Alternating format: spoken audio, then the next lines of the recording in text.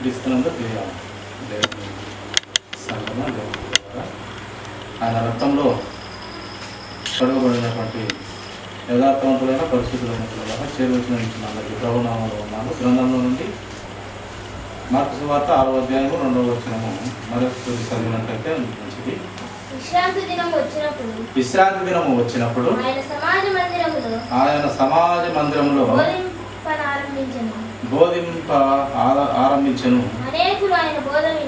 అనేకులు ఆయన బోధ విని ఆశ్చర్యపడి ఈ సంగతులు ఇతనికి ఎక్కడ నుండి వచ్చెను, ఇతనికి ఇయ్యబడిన ఈ జ్ఞానం ఎట్టిది, ఇతని చేతుల వలన ఇట్టి అద్భుతములు చేయబడుచున్నవి ఇది ఏమి అని అక్కడ ఉన్నటువంటి సమాజ మందిరంలో జనులు ఆయన మీద సనుగుకున్నట్టుగా మాట్లాడుకున్నట్టుగా లేఖన భాగాల్లో మనం చూస్తాము. కనుక ఆయన విశ్రాంతి దినం వచ్చినప్పుడు సమాజ మందిరంలో బోధిస్తూ వచ్చేవాడు. ప్రతి విశ్రాంతి దినమందును ఆయన బోధకు, యేసుక్రీస్తు వారి బోధకు ఆశ్చర్యపడేవారు అక్కడ ఉన్నటువంటి జనం. ఇంత జ్ఞానం ఎక్కడిది ఈయనకు? ఈయన పుట్టుక మనము చూసిన వారిని, ఈయనతో పాటు మరియమ్మకు ఇంకా నలుగురు పుట్టినట్టుగా మనము చూస్తాము. సాధారణంగా పుట్టినటువంటి ఆ యొక్క మరియకు మన కన్నులారా చూసినటువంటి ఈయనకు ఇంత జ్ఞానం ఎట్టిది, ఇంత జ్ఞానం ఎక్కడి నుండి వచ్చాను, ఈ జ్ఞానము ఎట్టిది, ఇతని చేతుల వలన ఇట్టి అద్భుతములు చేయబడుచును ఇది ఏమి అని వారు అనుకుంటున్నారు. ఆయన సృష్టికర్త అయిన దేవుడు, ఆయన ఎప్పుడో దేవుని ప్రణాళికలో భూమి పుట్టక మునుపే ఆయన వచ్చి మనల్ని కాపాడుతానని చెప్పినటువంటి దేవుడు. అబ్రహాము చాలామంది ఎదురు చూసినటువంటి ఆ యొక్క దేవుని రాకడ కోసం ఎదురు చూసినటువంటి మహాభక్తులు ఎదురు చూసినారు, కానీ వారు చూడలేదు. కానీ పోయినప్పటికీ వాళ్ళ ఆత్మీయ కన్నులతో ఆ యేసుక్రీస్తు ప్రభువారిని, ఆ పరిశుద్ధుని, ఆ నమ్మకస్తుని, ఆ లోకరక్షకుని చూచినాము అన్నట్టుగా గ్రంథంలో వ్రాయబడుతూ వచ్చినారు. వాళ్ళైతే చూడలేదు. ఆ కాలంలోనే, అబ్రహాం కాలంలోనే పుట్టలేదు, కానీ చూడకపోయినప్పటికీ చూసినట్టుగా గ్రంథము రాసి ఉన్నది. ఎందుకంటే ఆత్మీయంగా చూసినారు. ఆ సృష్టికర్త అయిన దేవుడు, ఆ తండ్రి అయిన దేవుడు చెప్తున్నటువంటి ఆ మాటలను బట్టి వాళ్ళు ఆ యొక్క యేసుక్రీస్తు ప్రభువారిని చూచినట్టుగా వాళ్ళు సంతోషం. ఆయన దినము మా కాలంలో వచ్చి ఎంత మంచిది అని ఎదురు చూసినారు, చాలా ఎదురు చూసినారు, కానీ వారి కాలంలో అయితే రాలేదు. కానీ అపోస్తులు అనబడిన ఆయన శిష్యులు 12 మంది, పౌలు గారు, వారు మాత్రము చూడగలిగినారు. ఆయన సహవాసంలో ఉండగలిగినారు. ఆయన మహా అద్భుత ఆశ్చర్య కార్యాలు చూడగలిగినారు. ఆ యొక్క లోకంలో అప్పుడున్నటువంటి జనము ఆ యొక్క సృష్టికర్తను కన్నులారా చూడగలిగినారు. ఆయనకు ఈ జ్ఞానం ఎట్టిదని వారు అనుకునేవారు. ప్రియుగా చూడు, చదువు అదే మాట 3వ వచనం కూడా చదువుకుంటాడండి. ఇతడు మరియ కుమారుడు కాడా, ఇతడు యాకోబు, యోసే, యూదా, సీమోను వారి సహోదరుడకు వడ్లవాడు కాడా. యాకోబు, యోసే, యూదా, సీమోను అను వారి సహోదరుడు వడ్లవాడు కాడా. ఇతని సహోదరి మనులందరూ మనతో ఉన్నారు కాదా అని చెప్పుకొనొచ్చు ఆయన విషయమై అభ్యంతరపడినారు. కన్నులారా చూసిన వాడు ఈ లోకస్తుడే, ఈయన తల్లిదండ్రులు తెలుసు, ఈయనతో పాటు పుట్టిన వారు తెలుసు, ఇతనికి మాత్రమే ఈ యొక్క జ్ఞాన సంగతులు, ఈ యొక్క అద్భుత కార్యములు, సూచక్రియలు ఎలా చేయగలుగుతున్నారు, అందరికీ చేయలే. వాళ్ళు వారితో పాటు పుట్టిన వారందరూ సహోదరి మనులు లేదా సహోదరులు చేయలేరు, కానీ ఈయన మాత్రమే ఆ యొక్క అద్భుతమైన జ్ఞానంతో ఎలా చేయగలుగుతున్నాడు, చూపించగలుగుతున్నాడని అభ్యంతరపడినారు. ప్రియ అందుకు యేసు అది ఎంత యేసుక్రీస్తు ప్రభు వారు గమనిస్తున్నారు. వారు అభ్యంతరపడేది, వారు మాట్లాడుకునే మాటలు అన్నీ వింటూ ఉన్నాడు. అప్పుడు 4వ వచనం చదువున్నది. వాక్యము. అందుకు యేసు ప్రవక్త తన దేశములోను తన బంధువులలోను తన ఇంటి వారిలోను తప్ప మరి ఎక్కడను ఘనహీనుడు కాడని చెప్పినాడు. చూడండి, ఏ యొక్క ఊరిలో వారి సొంత ఊరిలో దేవుని ప్రవక్త లేక దేవునికి లోబడినటువంటి వ్యక్తి లేదా సువార్థికుడు, దేవుని సేవ చేసేవారు వారి ఊర్లలో ఘనపరచబడాలంట. ఎందుకంటే పుట్టినంచున్నారు. ఇప్పుడు యేసుక్రీస్తు ప్రభు వారినే వాళ్ళు తృణీకరించినారు ఆ ఊరిలో జనము. ఆయన కుటుంబము ఒప్పుకోలేదు, ఆయనను హేళనగా చూసేవారు. ఆయన సొంత కుటుంబమే హేళనగా చూసేవారు. ఆ యొక్క ఊరిలో ఆయనకు వ్యతిరేకంగా మాట్లాడేవారు, సనుగుకునేవారు, అభ్యంతరపడేవారు. యేసుక్రీస్తు లోక రక్షకున్నే అభ్యంతరపడినటువంటి ఆ యొక్క సమయంలో ఆ జనులు ఈ కాలంలో ఎంతన్నా దేవుని వాక్యం చెప్పు, ఎంతన్నా చెప్పు వినరు. ఆమె అంటారు, ఆయన మాకు తెలుసులే, ఆయన రంగం మాకు తెలిసినా, ఆయన కథ మాకు తెలుసులే అన్నట్టుగా ఈ లోకంలో ఉంటారు. ఎందుకంటే సాక్షాత్ యేసుక్రీస్తు ప్రభు వారిలోనే సాక్షాత్ సృష్టికర్త వచ్చేనే ఆ యొక్క అనుభవం చూసి దేవుడు అంటున్నాడు. అందుకే ప్రవక్త తన దేశంలోను, ప్రవక్త అనగా దేవునికి భక్తులకు మధ్యవర్తి, దేవుని మాట ఆయన బిడ్డలకు, ఆయన జనులకే చెవులలో చేరవేసి ఆయన ఆలోచన తెలియచెప్పేవారిని ప్రవక్త లేక భక్తులు, మహాభక్తులు, విశ్వాసి, నమ్మకస్తుడు, నమ్మకంగా దేవునిలో ఉన్నటువంటి వీళ్ళందరినీ కూడా దేవుని ఆలోచన కరెక్ట్గా చెప్పువారిగా పరిగణించవచ్చును. అందుకే అంటున్నాడు, ప్రవక్త తన సొంత ఊరిలో ఎప్పుడు గణపరచబడడు, ఎప్పుడు పొగడపబడడు, వాడు పనికిమాలినిగా చూస్తారని లేఖనము తెలియపరుస్తుంది. ఆ ఒక్క ఊరిని మళ్ళీ ఊరు వదిలిపోతే ఏరే ఊరికి, ఏరే దేశం, ఏరే పోతే గౌరవం దక్కుతుంది, గౌరవిస్తారు. దేవుని ఆలోచన చెప్పే ఆ యొక్క సేవకుని, ఆ యొక్క ఆలోచన చెప్పే ఆ యొక్క దైవజనుని, ఆ యొక్క సువార్తికుని, ఆ దేవుని మాటలను మోసుకొని వచ్చి చెప్పే ఆ యొక్క దేవుని సువార్త చెప్పే వారిని అక్కడ కనపరచబడుతున్నట్టు వారి సొంత ఊళ్ళలో మనకు కనపరచబడడు. అది ఎలాగుంటే సాక్షాత్తు యేసు క్రీస్తు అనే నేను చెప్పినా కూడా నా కుటుంబము నమ్మలేదు, అలాగే నా సొంత ఊరిలో వారు నమ్మట్లేదు. అందువలన కొద్దిమంది రోగుల మీద చేతులుంచి వారిని స్వస్థపరచుట తప్ప మరి ఏ అద్భుతములను ఆయన అక్కడ చేయజాలకపోయాను. ఆయన వారి అవిశ్వాసమునకు ఆశ్చర్యపడెను. దేవుడు అంటే చూడండి, సృష్టికర్త అయిన దేవుడు యేసుక్రీస్తు ప్రభు వారికి అసాధ్యమైనది ఏమన్నా ఉందా? ఏది లేదు. అసాధ్యమైనది యేసుక్రీస్తు ప్రభు వారికి అసాధ్యమైనది లేదు. సర్వ సృష్టిని సృష్టించిన ఆయనలో ఆయనే ఈ సృష్టిని సృష్టించినాడు, నడిపిస్తున్నాడు. ఇప్పటికీ ఆకాశ మహాకాశం సృష్టించినాడు, భూమిని సృష్టించినాడు, నక్షత్ర మండలాలను సృష్టించినాడు, సూర్య చంద్రం అందరినీ సృష్టించిన ఆ దేవుడు ఇప్పటికీ సృష్టించినటువంటి ఆ దేవుడే సృష్టించినప్పటికీ వారి మధ్య అక్కడ ఉన్న కొంతమంది రోగులను స్వస్థ అయితే పరిచినాడంట. కానీ అక్కడ ఉండే రోగులు మూర్ఛ రోగం కావచ్చును, రోగులని వ్రాయబడుతూ వచ్చినది. పలు విధాల రోగాలతో ఉన్నవారు స్వస్థత అయితే చేసినాడు దేవుడు, యేసుక్రీస్తు ప్రభువారు చేసినాడు. కానీ అద్భుతాలు, సూచక్రియలు చేయలేకపోయినాడంట. దేవుడే చెప్తున్నాడు మాట, యేసుక్రీస్తు ప్రభువారే స్వయంగా చెప్తున్నట్టు మాట. స్వస్థపరచుట తప్ప మరి ఏ అద్భుతమును ఆయన అక్కడ చేయజాలకపోయెను. ఆయన వారి అవిశ్వాసమునకు ఆశ్చర్యపడిన. అంటే అక్కడ కూర్చున్నటువంటి వారు అంత పనికిమాలిన జనమని దేవుడు ఆలోచన చెప్తున్నాడు. పిల్లలు వచ్చి కూర్చుంటారు కానీ ఏది నమ్మరు, వినరు. ఆయన ఆలోచన గౌరవించరు, వినరు, నమ్మరు. ఎలా జరుగుతుంది? అద్భుత కార్యములు, సూచక్రియలు.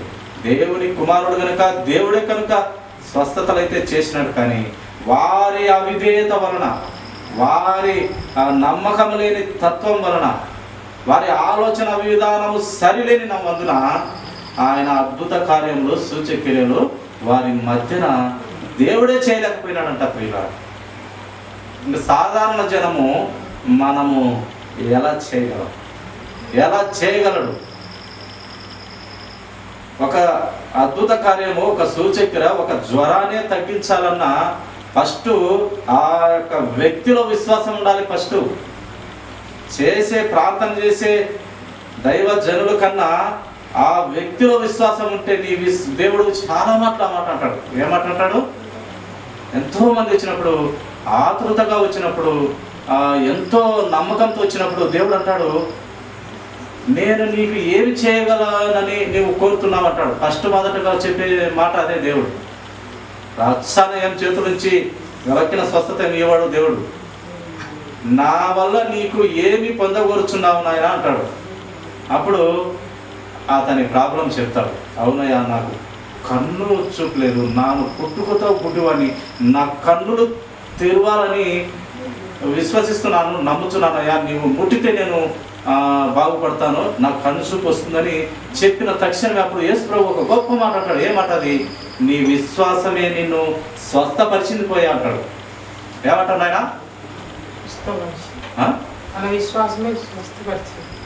అది ఎందుకంటే అతను వచ్చినటువంటి ఆ గుడ్డివాడు నమ్మకంతో వచ్చినాడు దేవుని దగ్గరికి.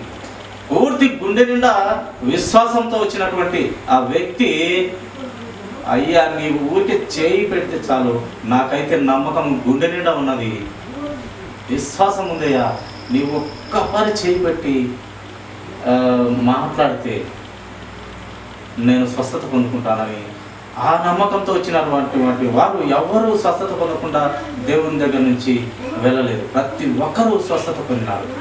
అయితే మొదటి మాటగా దేవుడు చెప్పేది ఇదే, నీవు ఏమి నా యందు లేదా నా నుండి నీవు ఏమి కోరుచున్నావు, నీకు ఏమి నేను చేయగలను అంటాడు దేవుడు. ఫస్ట్గా నా పరిస్థితి, నీ పరిస్థితి ఏదో చెప్పు అంటాడు. అప్పుడు వాళ్ళ పరిస్థితిని బట్టి దేవుడు నీ విశ్వాసం నేను స్వస్థపరచును అని చెప్తాడు. మొదటిగా చాలా చోట్ల ఆ మాటే దేవుడు వాడతాడు. అప్పుడు ఆడ దేవుని కుమారుడే, ఆ లోక రక్షకుడే, ఉన్నది మటుకు సర్వశక్తిమంతుడే. కానీ ఎదుటి వ్యక్తిలో విశ్వాసము ఉందా లేదా అనే హృదయాలు ఎరిగిన దేవుడు కదా. ఎదుటి వ్యక్తిలో, వచ్చిన వ్యక్తిలో విశ్వాసం ఎంత పడుతున్నదని, ఆయన ఎంత శాతం ఉంది, ఎంతవరకు ఉంది ఇతనిలో అని అంచనా వేయగలిగిన సమర్థుడైన దేవుడు యేసుక్రీస్తు ప్రభువు.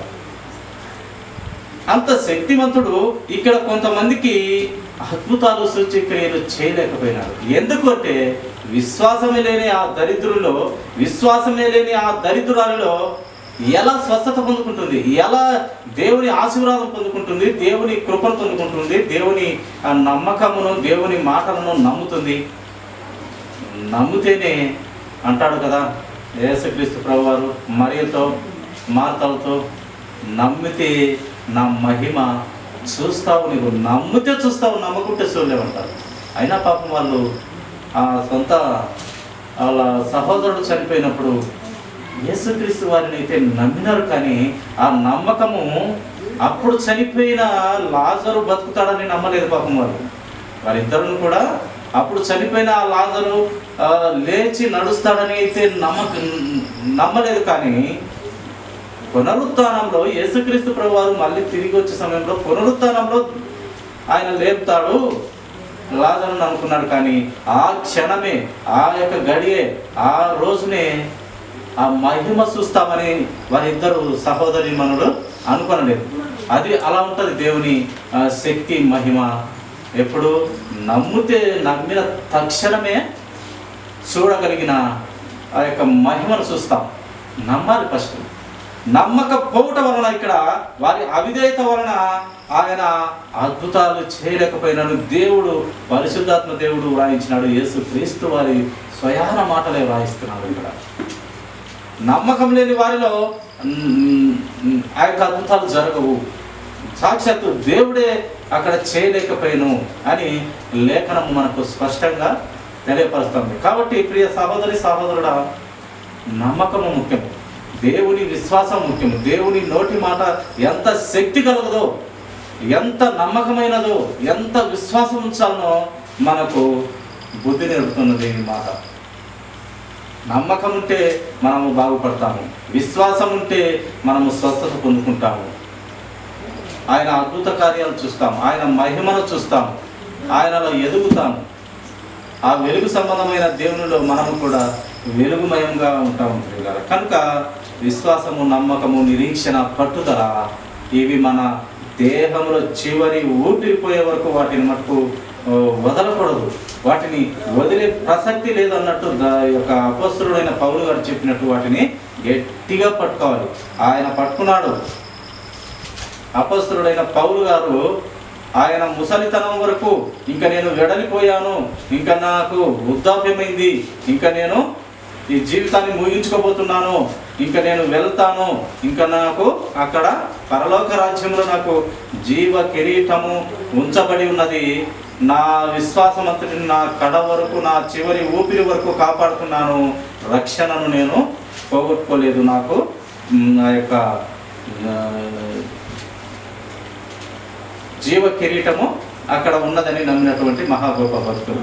అలాంటి విశ్వాసము, నిరీక్షణ, పట్టుదల కలిగి ఉండాలని పౌలు గారు లేక యేసుక్రీస్తు ప్రభు వారు ఇక్కడ వ్రాయించినటువంటి మాటలను బట్టి సాక్షాత్తు దేవుడే విశ్వాసం లేని బిడ్డలలో అద్భుతాలు చేయలేకపోయాను. అద్భుతాలు చేయాలి, చూడాలంటే మొదటిగా ఉండవలసింది ఒక మనిషినికి దేవుని మీద నమ్మకము, విశ్వాసము, నిరీక్షణ, పట్టుదల. ఇవి లేకపోతే మనము ఏమి చూడలేము, చేసిన వాటిని కూడా చూడలేము. వీళ్ళారా చూడండి, మరొక మాట ధ్యానిస్తున్నాము. యోహాను సువార్త 3వ అధ్యాయము 12వ వచనం. భూ సంబంధమైన సంగతులు నేను మీతో చెప్తే మీరు నమ్మకున్నప్పుడు పరలోక సంబంధమైనవి మీతో చెప్పిన ఎడల ఎలాగూ నమ్ముదురు? ఈ భూలోక సంబంధమైన విషయాలు మాత్రమే మీకు చెప్తుంటే అవే నమ్మడం లేదు.